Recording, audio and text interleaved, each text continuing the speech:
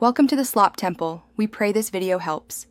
In this video, I will explain how to make ice cream without condensed milk. First, gather your ingredients: heavy cream, sugar, and your chosen flavorings. You won't need any special equipment like an ice cream machine for this recipe, just a bowl and a freezer.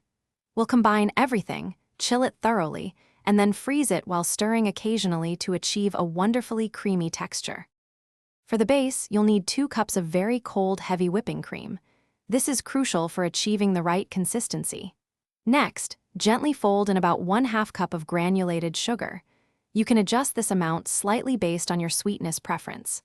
Finally, add 1 teaspoon of pure vanilla extract. This provides a classic, comforting flavor, but feel free to get creative with other extracts too. Once your ingredients are combined, whisk them until soft peaks form, which usually takes about 3 to 5 minutes. Then, pour this delightful mixture into a shallow, freezer-safe container. For the best results, freeze it for at least 4 to 6 hours.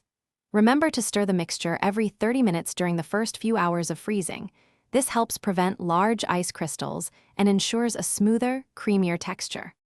Before serving, let your homemade ice cream sit out for about 5 to 10 minutes to soften slightly, making it easier to scoop and enjoy.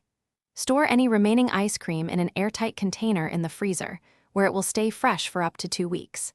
This simple recipe proves you don't need an ice cream maker or condensed milk to create a delicious, satisfying frozen treat right at home.